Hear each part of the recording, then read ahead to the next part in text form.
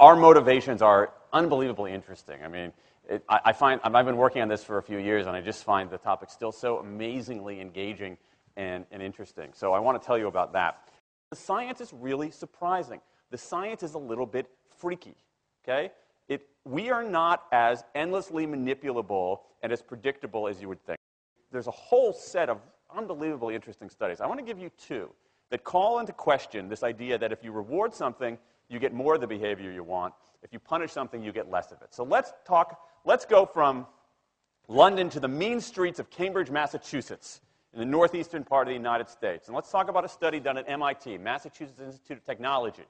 Here's what they did. They took a whole group of students, and they gave them a set of challenges. Things like memorizing strings of digits, solving word puzzles, other kinds of spatial puzzles, even physical tasks like throwing a ball through a hoop. Okay, they gave them these challenges, and they said to incentivize their performance, they gave them 3 levels of rewards. Okay? So if you did pretty well, you got a small monetary reward. If you did medium well, you got a medium monetary reward. And if you did really well, if you were one of the top performers, you got a large cash prize. Okay? We've seen this movie before. This is essentially a typical motivation scheme within organizations, right? We reward the very top performers, we ignore the low performers, and the other folks kind of in the middle, okay, you get a little bit. So what happens? They do the test, they have these incentives, here's what they found out. 1, as long as the task involved only mechanical skill, bonuses worked as they would be expected. The higher the pay, the better their performance. Okay, that makes sense. But here's what happens. But once the task called for even rudimentary cognitive skill, a larger reward led to poorer performance. Now, this is strange, right? A larger reward led to poorer performance? How can that possibly be? Now, what's interesting about this is that these folks here who did this are all economists, 2 at MIT, 1 at the University of Chicago, 1 at Carnegie Mellon, okay, the top tier of the economics profession. And they're reaching this conclusion that seems contrary to what a lot of us learned in economics, which is that the higher the reward, the better their performance. And they're saying that once you get above rudimentary cognitive skill, it's the other way around. Which seems like this kind of, the idea that these rewards don't work that way seems vaguely left-wing and socialist, doesn't it? It's kind of this kind of weird socialist conspiracy. For those of you who have those conspiracy theories, I want to point out the notoriously left-wing socialist group that financed the research, the Federal Reserve Bank. So this is the mainstream of the mainstream coming to a conclusion that's quite surprising. Seems to defy the laws of behavioral physics. So this is strange, a strange finding. So what do? They say, this is freaky. Let's go test it somewhere else. Maybe that $50 or $60 prize isn't sufficiently motivating for an MIT student, right? So let's go to a place where $50 is actually more significant relatively.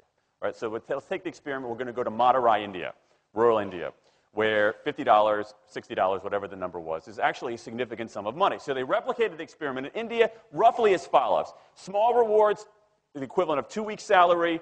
Small performance, low performance, 2 weeks' salary. Medium performance, about a month's salary.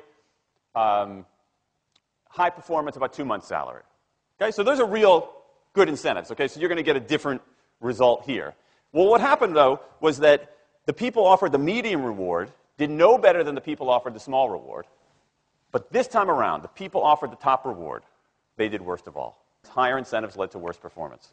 What's interesting about this is that it actually isn't all that anomalous. This has been replicated over and over and over again by psychologists, by some extent by sociologists, and by economists, over and over and over again.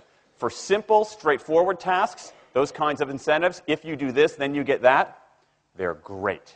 For tasks that are algorithmic, set of rules where you have to just follow along and get a right answer, if-then rewards, carrots and sticks, outstanding. But when the task gets more complicated, when it requires some conceptual, creative thinking, those kinds of motivators demonstrably don't work. In fact, money is a motivator at work, but in a slightly strange way. If you don't pay people enough, they won't be motivated. What's curious about, there's another paradox here, which is that the best use of money as a motivator is to pay people enough to take the issue of money off the table. Pay people enough so that they're not thinking about money and they're thinking about the work. Now, once you do that, it turns out there are 3 factors that the science shows lead to better performance, not to mention personal satisfaction. Autonomy, mastery, and purpose. Autonomy is our desire to be self-directed, to direct our own lives. Now, in many ways, traditional notions of management run afoul of that. Management is great if you want compliance, but if you want engagement, which is what we want in the workforce today as people are doing more complicated, sophisticated things, self-direction is better. Let me give you some examples of this, of almost radical forms of self-direction in the workplace that lead to good results. Let's start with this company right here, Atlassian, an Australian company. It's a software company, and they do something really cool. Once a quarter, on a Thursday afternoon, they say to their developers, for the next 24 hours, you can work on anything you want. You can work on it the way you want. You can work on it with whomever you want. All we ask is that you show the results to the company at the end of those 24 hours in this fun kind of meeting, not a star chamber session, but this fun meeting with beer and cake and fun and other things like that. It turns out that that one day of pure, undiluted autonomy has led to a whole array of fixes for existing software, a whole array of ideas for new products that otherwise had never emerged. One day. Now, this is not an if-then incentive. This is not the sort of thing that I would have done 3 years ago before I knew this research. I would have said, you want people to be creative and innovative? Give them a freaking innovation bonus. If you can do something cool, I'll give you $2,500. They're not doing this at all. They're essentially saying, you probably want to do something interesting. Let me just get out of your way. One day of autonomy produces things that had never emerged. Okay, let's talk about mastery. Mastery is our urge to get better at stuff. We like to get better at stuff. This is why people play musical instruments on the weekend. You got all these people who are acting in ways that seem irrational economically. They play musical instruments on weekends. Why? It's not going to get them a mate. It's not going to make them any money. Why are they doing it? Because it's fun, because you get better at it, and that's satisfying. Go back in time a little bit. I imagine this if I went to my first economics professor, a woman named Mary Alice Schulman, and I went to her in 1983 and said, Professor Schulman, can I talk to you after class for a moment? Yeah. I got this inkling. I got this idea for a business model. I just want to run it past you. Here's how it would work. You get a bunch of people around the world who are doing highly skilled work, but they're willing to do it for free and volunteer their time, 20, sometimes 30 hours a week. Okay, she's looking at you somewhat skeptically there. Oh, but I'm not done. And then what they create, they give it away rather than sell it. It's going to be huge. I mean, she truly would have thought I was insane. Okay, it seemed to fly in the face of so many things. But what do you have? You have Linux powering 1 out of 4 corporate servers in Fortune 500 companies, Apache powering more than the majority of web servers, Wikipedia. What's going on? Why are people doing this? Why are these people, many of whom are technically sophisticated, highly skilled people who have jobs? Okay, they have jobs. They're working at jobs for pay, doing sophisticated technological work. And yet, during their limited discretionary time, they do equally, if not more, technically sophisticated work, not for their employer, but for someone else for free. That's a strange economic behavior. Economists who look into it, why are they doing this? It's overwhelmingly clear. Challenge and mastery, along with making a contribution. That's it. What you see more and more is a rise of what you might call the purpose motive, is that more and more organizations want to have some kind of transcendent purpose, partly because it makes coming to work better, partly because that's the way to get better talent.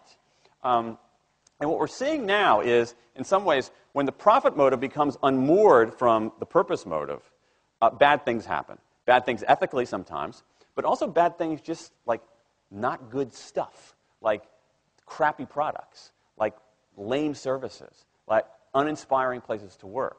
That when the profit motive is paramount, or when it becomes completely unhitched from the purpose motive, it's just, people don't do great things.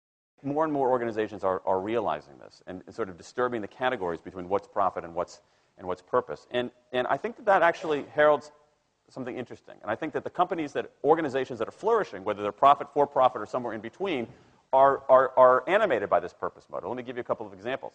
Here's the founder of Skype. He says, our goal is to be disruptive, but in the cause of making the world a better place. Pretty good purpose. Here's Steve Jobs. I want to put a ding in the universe. All right? That's the kind of thing that might get you up in the morning and racing to go to work. So I think that, that we are purpose maximizers, not only profit maximizers. I think the science shows that we care about mastery very, very deeply. And the science shows that we want to be self-directed. And I think that the big takeaway here is that if we start treating people like people and not assuming that they're simply horses, slower, smaller, better-smelling horses, if we get past this kind of ideology of carrots and sticks and look at the science, I think we can actually build organizations and work lives that make us better off, but I also think they have the promise to make our world just a little bit better.